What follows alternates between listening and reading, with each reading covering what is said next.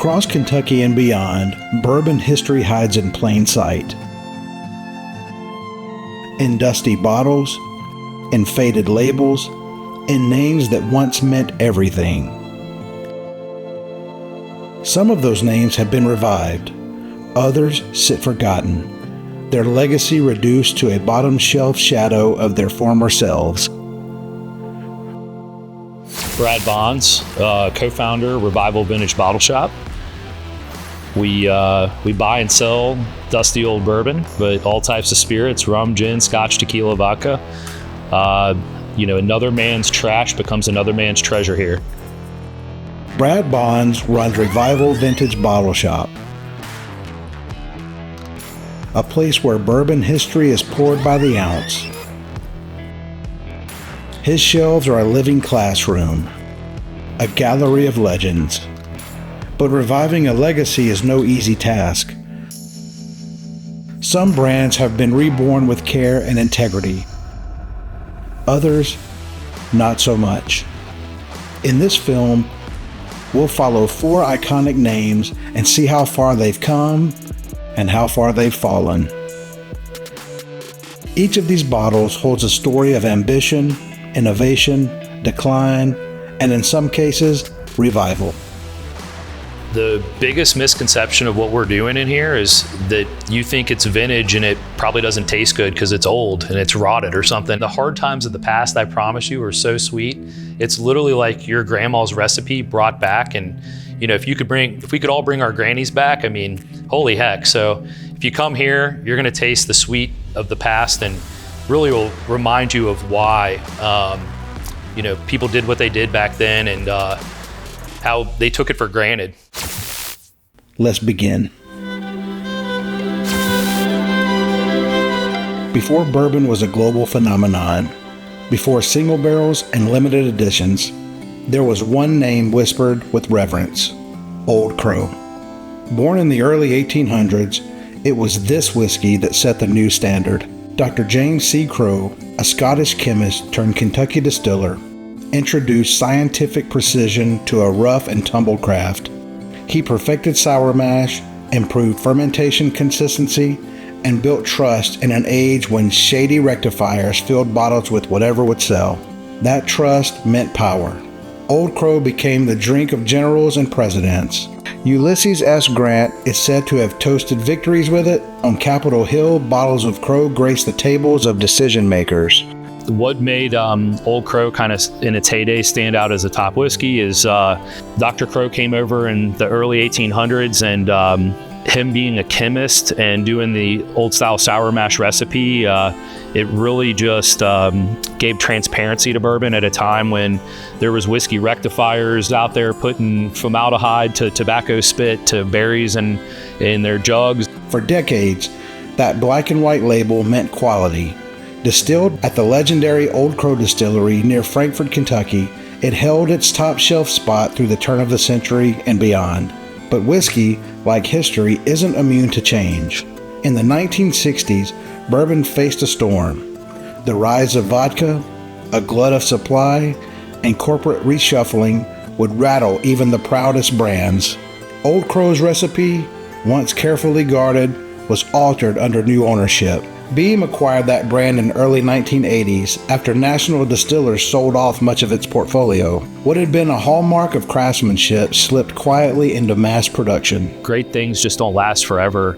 And I think if whiskey was still popular, it probably, Jim Beam obviously bought it and really totally changed it to Jim Beam, by the 90s. But, if that glut didn't happen, I don't know. I think it could have maybe held on a little bit. And if they wouldn't have lost the recipe, I don't know the full story behind that. But losing that was like a huge key, and it just not tasting the same. And so the loyal fans of it just kind of found other brands, unfortunately.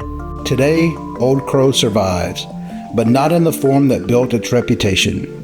It's cheap, accessible, and a shadow of its former self. Yet ever so often, a dusty bottle from the brand's golden years makes its way to a place like Revival and reminds you why it mattered. We have what their dad and their grandpa drank, and and it just is from a harder time. And I think hard times are so sweet. And so if you don't open it up, how do you know? And it's as long as the seal on them's good and the fill level's good and the clarity, I mean, it's basically, I think most of the best stuff's already in a bottle and already been made. Tasting those old bottles isn't just about flavor.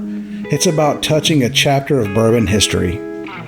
The grain was different, the water unfiltered, the oak seasoned longer under Kentucky weather. You can almost imagine Dr. Crow himself overseeing a mash tub, never knowing his name would become an icon, then fade into a footnote. I think Old Crow has potential to be a top shelf bourbon again. I mean, absolutely. Like Jim Beam, I'm begging you, brother, put some good juice in there and really pay homage to that name, because that's an incredible iconic brand you have, and it's kind of crazy to see it where it is right now, and they haven't really done that great of a job of being a steward for such an epic name. I don't own a bourbon brand, but if I own that, that's going to be one of my top ones. This is the fall that stuck. The story of a once mighty whiskey whose legacy waits quietly in dusty glass, hoping one day to rise again.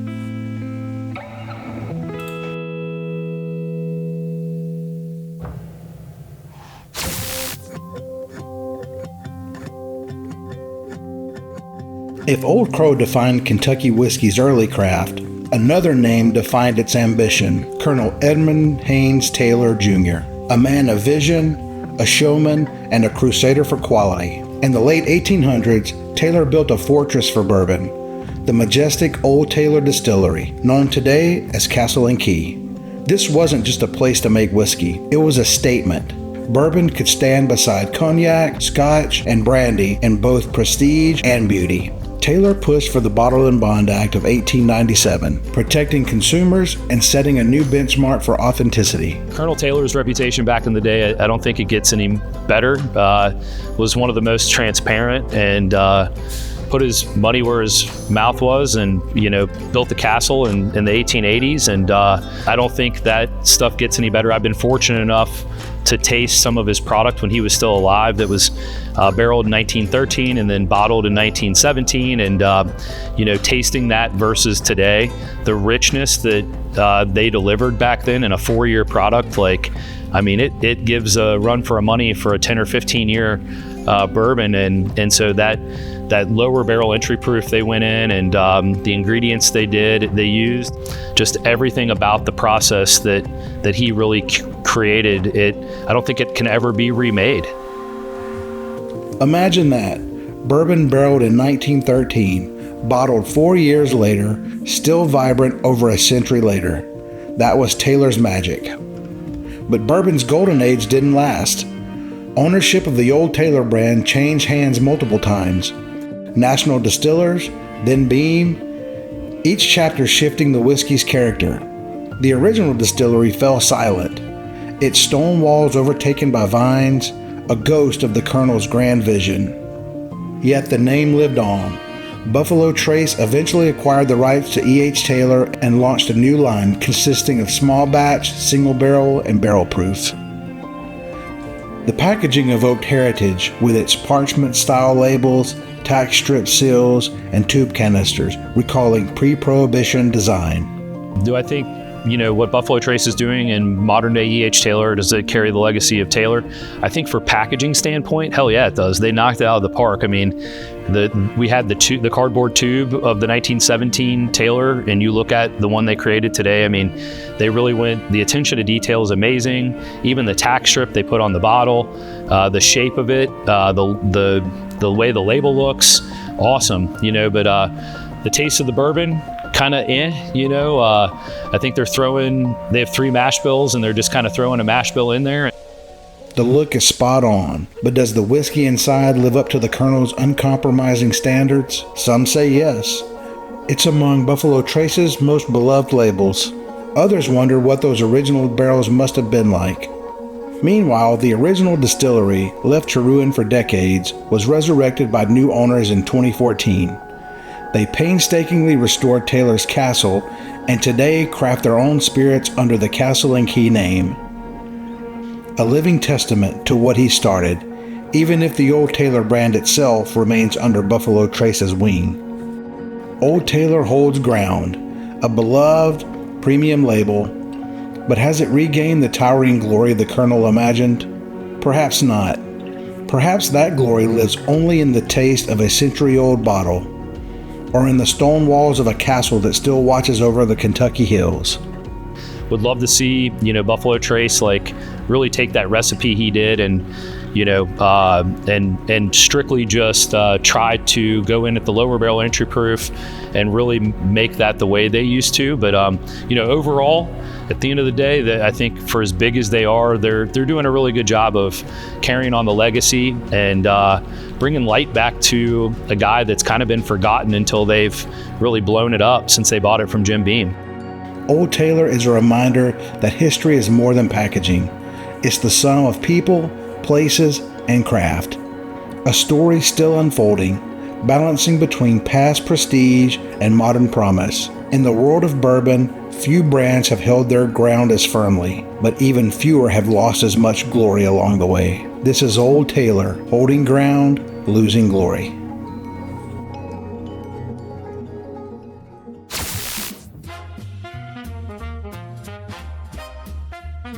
In the late 1960s, one word was chosen to represent a new kind of bourbon.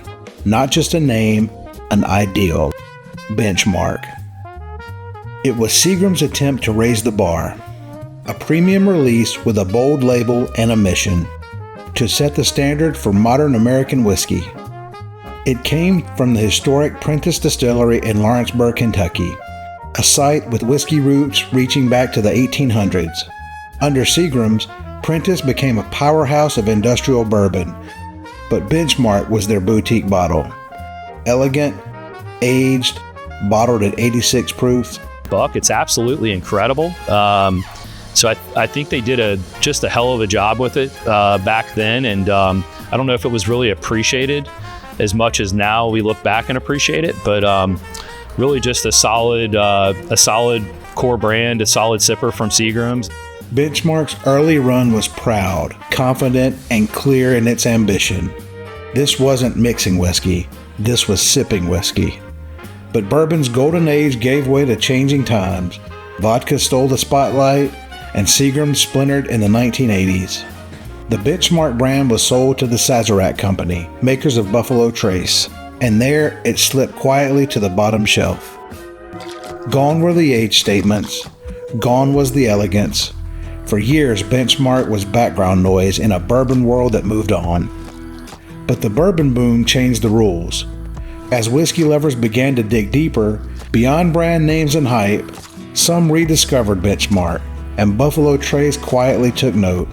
Rather than retire it, they reimagined it. A full suite of new expressions launched in 2020. Buffalo Trace owns it. I think they bought it in the late 80s. Really total bottom shelf until recently, and they've done a great job, I think, recently of having some different variants, single barrel Benchmark, cask strength Benchmark, and it's at an approachable price, and it's like you were saying, it's got a cult following now. So I think they've done maybe almost a better job with Benchmark than, or as good of a job really with Benchmark as they've done with Taylor. So it's exciting to see. This wasn't a marketing campaign. It was organic, grassroots, a quiet rebellion against overpriced hype bottles. Your money can go really far with a brand like that. It's just an incredible good sipper that won't make you go broke. For them coming out with it in the late 60s, it's not like it was a brand that was made in the 1800s. And so I think it's totally an underdog story, and they're doing a great job really rekindling it. And I mean, just think of the name. It's a benchmark. They're setting it. From its Seagram's origins in Lawrenceburg to its budget years under Buffalo Trace, Benchmark could have faded, but it didn't. It adapted. And with drinkers leading the way, it earned a spot back in the conversation, one pour at a time. This is a brand that never gave up. It just waited for someone to notice. This is Benchmark, the cult comeback.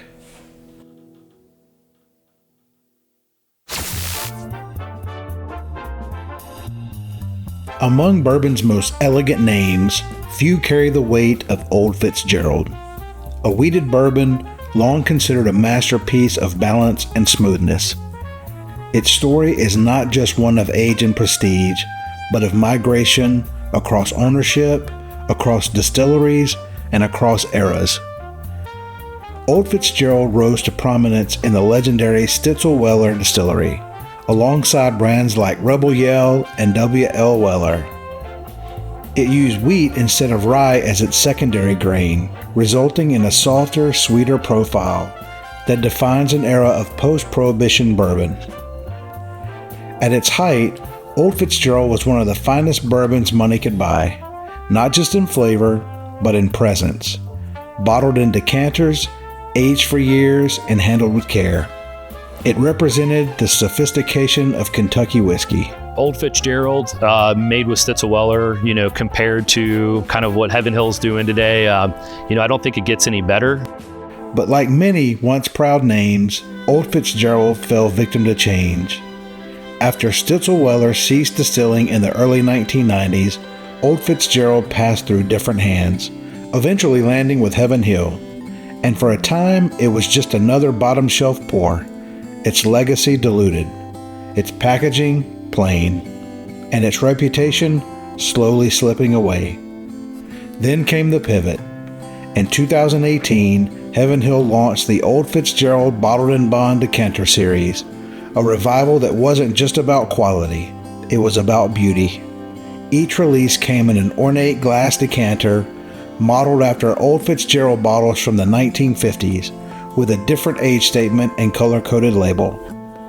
The whiskey inside? Mature, thoughtful, and complex. Released only twice a year, suddenly a forgotten name was once again whispered with reverence. Heaven Hill, I think, has done a great job, with Old Fitzgerald, bringing it back, especially like the look of the decanters. Recently, they got a 7-year. It comes with like a green bag. You got the whole package. And once it settles down on secondary, for like a $60 bottle, holy heck, it tastes great, it looks good, and their higher level expressions, they've done an awesome job. But it's not just about resale. The new Old Fitzgerald releases carry a message. Some names still matter, and some are worth the wait. From a weeded lineage of W.L. Weller, from a faded glory to bottom shelf survival, to a decanter series that redefined what bourbon presentation could be, Old Fitzgerald didn't just survive, it evolved. People call us all the time for like Pappy Van Winkle and this and that, and I'm like, the smoking man on the bottle, in a lot of cases, he was there when the Fitzgerald was made that went in the Old Fitzgerald. It's not hype, it's heritage. Old Fitzgerald proves that redemption doesn't come from hype or scarcity. It comes from honoring what made something great in the first place. And when done right, a comeback isn't just possible, it's inevitable. This is Old Fitzgerald, the redemption arc.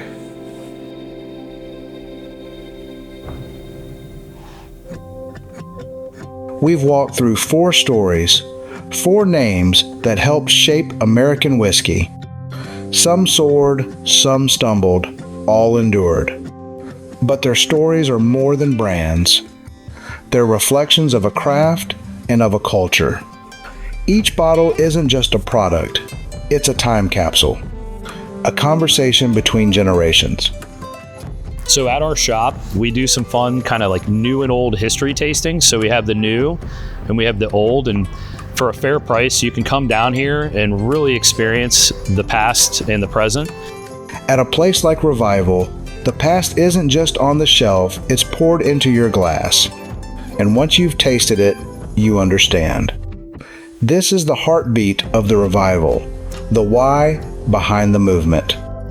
Not just to collect bottles, but to taste them, to understand what made bourbon matter in the first place. We even have like some vintage Jägermeister and Liquor 43 if you're into like a mini beer. You can get a vintage one here, Grand Marnier. So a lot of our cocktails are basically complemented with a vintage spirit. Every pour is proof that great whiskey didn't start with social media. It started with people, patience, and pride. tasting old bourbon isn't about nostalgia. It's about context. The grains were different, the barrels were older, the batches were smaller. These whiskeys were made before bourbon was branded as lifestyle, back when it was medicine, ritual, or reward. What we call Dusties today were just everyday bottles then. But something changed. And now, chasing those bottles is a way of reaching back not just to flavor, but to meaning.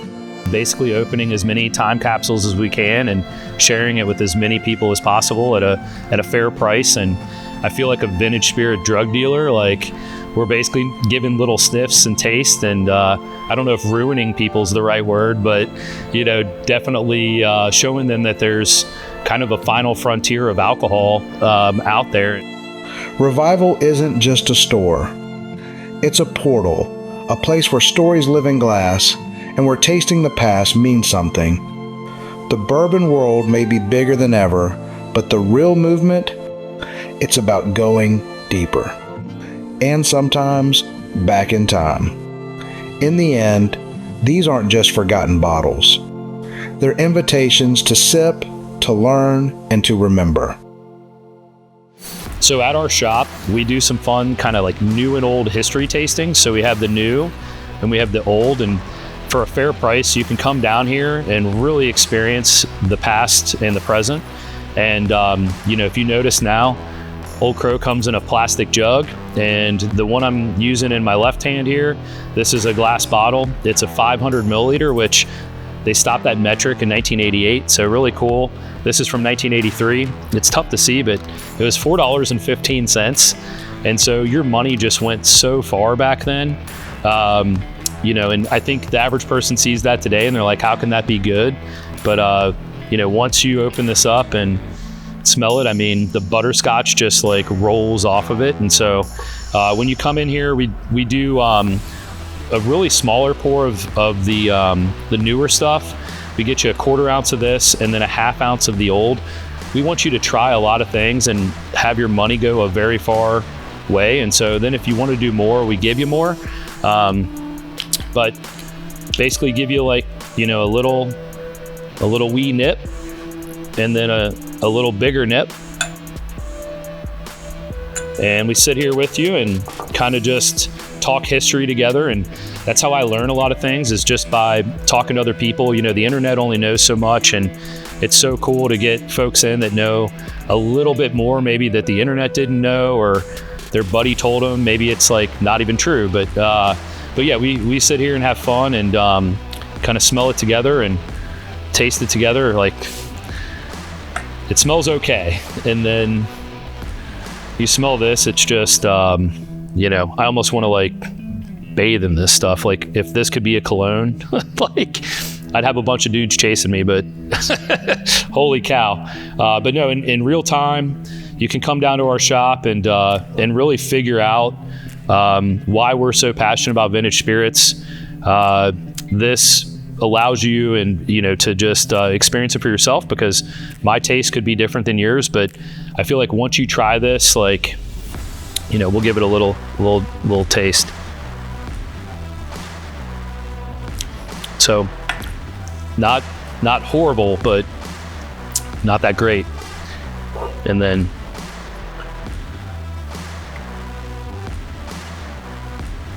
I mean, it's so salivating, so good.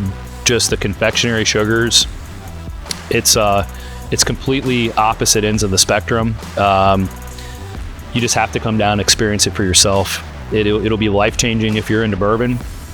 I don't know if ruin you is the right word, but you will have a new appreciation for this old stuff after you taste it in real time. Holy cow.